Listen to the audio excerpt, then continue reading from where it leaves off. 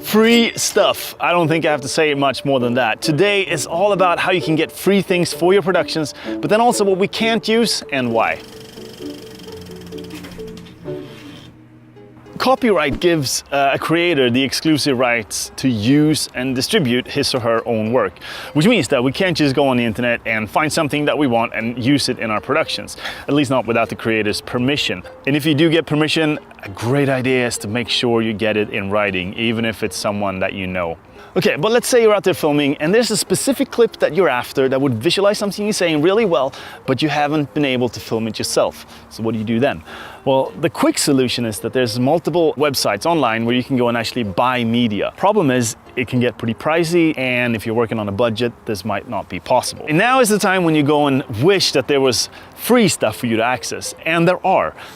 Let me just start by saying that there are multiple ways and definitions of how something can be free. So let me just try and explain the basics of things that are good to look out for.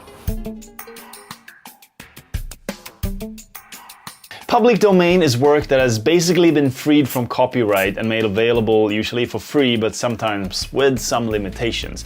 And there are three common ways a work can end up in the public domain. The first one is that the copyright has expired.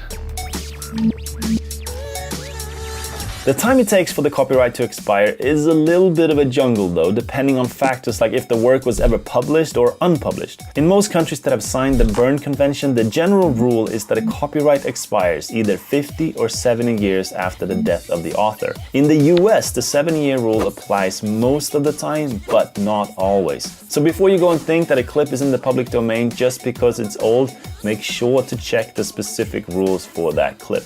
And now you're probably wondering, why doesn't he just give us all the different categories right now and we'll be done with it? Well, the thing is that there's so many different little categories that if I did, this video would probably be about 3 times as long and you wouldn't watch the rest of the video. You would click away and do something else, and I don't want that. So what I'm gonna do instead is I'm gonna add a link below and take a look at that and you'll probably see what I mean. Really useful information though.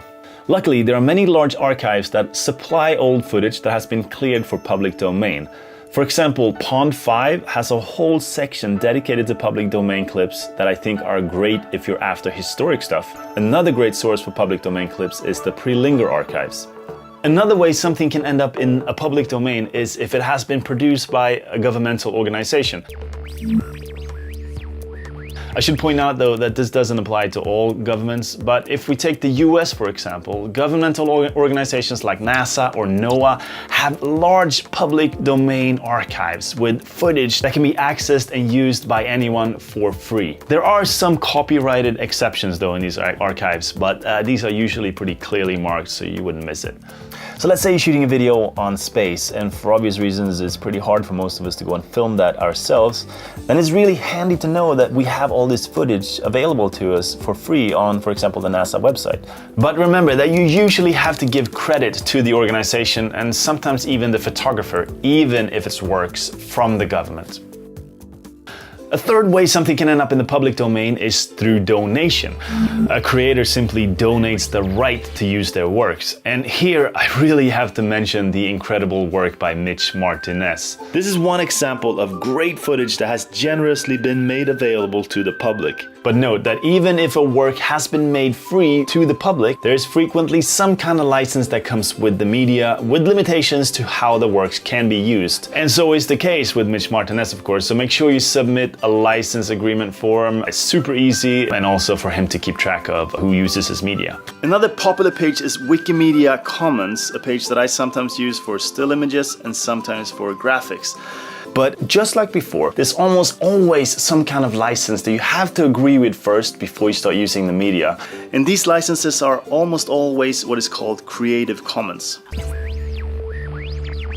Right, let me try to explain this. So linked to the license, you will find one or more of these icons, telling us what we can and cannot do with the media. For example, if a work is fully public domain, if you have to give credit, if you may or may not use it for commercial purposes, and what you can do with what is called derivative works based on an original piece. Take this classic example of Da Vinci's Mona Lisa. So here's the original Mona Lisa, and here's the derivative work made by Marcel Duchamp in 1919. Right now, there are 7 combinations of Creative Commons licenses. And I say right now because this has changed in the past, and it could just as well change in the future as well. So make sure you always double check so you know for sure what you can and cannot do with the media. You may also encounter other similar licenses like Free Cultural Works, which works pretty much the same as Creative Commons, or GNU, which is usually for software. All right, that was a really quick introduction to the jungle of media licenses. I hope it's going to help you in your search for free content for your films. Remember that this video is part of a whole series of videos that we're doing together with the Our Rock project. And if you go through their working guidelines that you find on their website, you will notice that one of the most important things for you to follow when you work on a film is copyright rules and regulations. So don't get yourself into trouble by using something you're not allowed to use. It's not worth it. And it is really important for the filmmaking community as well. And to get you started, I am going to put some links down in the text below, links to some really good free content that you can use in your films. Thanks for watching and good luck.